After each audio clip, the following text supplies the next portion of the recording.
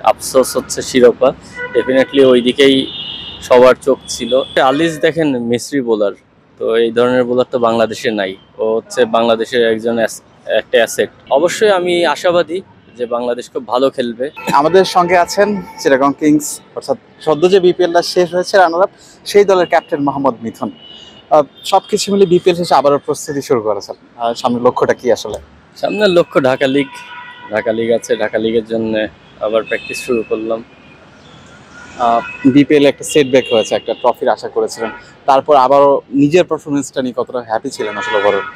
আলহামদুলিল্লাহ, টিমের যতটুকু প্রয়োজন, আমার মনে হয় আমার দিক থেকে যতটুকু কন্ট্রিবিউশন দরকার ছিল, যেদিন দরকার ছিল, সেই দিক দিয়ে মোটামুটি ভালোই হয়েছে। বাট যেটা বললেন যে আফসোস হচ্ছে শিরোপা, ডেফিনেটলি ওই দিকেই সবার চোখ ছিল। বাট আনফর্চুনেটলি ফাইনাল ম্যাচে ডেফিনেটলি বরিশাল অনেক ভালো টিম ছিল, আমরাও ভালো ক্রিকেট খেলেছি। তো আমি মনে করি যে ফাইনাল ম্যাচের জন্য আলিসটা আমাদের জন্য বড় মিসিং ছিল। আলিসের কথা যেহেতু চলে আসে, তিনি এই বিপিএলে যে পারফরমেন্সটা করেছেন শেষ দিকে, আপনাদের ফাইনাল ম্যাচটা তিনি মিস করেছেন, সামনে একটা বড় সার্জারি হওয়ার কথা। সব কিছু মিলিয়ে বাংলাদেশের ক্রিকেটের জন্য একটা লস হতে যাচ্ছে কিনা আপাতত, যে সময়ের জন্য তিনি মাঠের বাইরে থাকবেন? অবশ্যই আলিস দেখেন মিস্রি বোলার, তো এই ধরনের বোলার তো বাংলাদেশে নাই। ও হচ্ছে বাংলাদেশের একটা অ্যাসেট।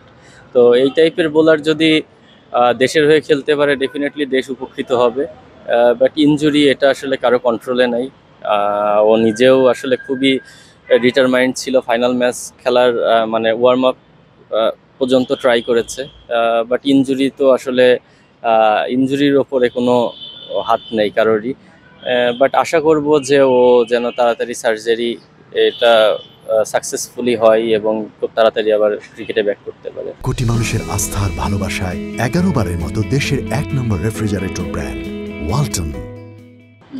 শেষ দুটো প্রশ্ন। চ্যাম্পিয়ন্স ট্রফি আজই বাংলাদেশে শুরু হচ্ছে, ওভারঅল বাংলাদেশ দলকে নিয়ে আপনার প্রত্যাশাটা কি, এবং এই দল আসলে কারা এক্সপেক্টেড হতে পারেন আপনার জন্য মতে? না, অবশ্যই সবসময় দেশ যখন কোনো একটা টুর্নামেন্টে প্রতিনিধিত্ব করে তখন সবার নজর থাকে ওই দিকে। আমিও অ্যাজ এ প্লেয়ার হিসেবে অবশ্যই চাই বাংলাদেশ টিম অনেক দূর পর্যন্ত যাক। আর আজকে একটি স্ট্রং অপোনেন্ট, তাদের এগেনস্টে অবশ্যই আমাদের এই গেম খেলতে হবে এবং অ্যাট দ্য সেম টাইম ইন্ডিয়ার খারাপ একটা দিন থাকতে হবে যদি আপনি স্ট্রেংথ ওয়াইজ চিন্তা করেন। অবশ্যই আমি আশাবাদী যে বাংলাদেশ খুব ভালো খেলবে এবং বাংলাদেশ টিম সবসময় যে কোনো টুর্নামেন্টের শুরুটা যদি ভালো পাই, পুরো টুর্নামেন্টটাই ভালো যায়। Thank you so much. Thank you.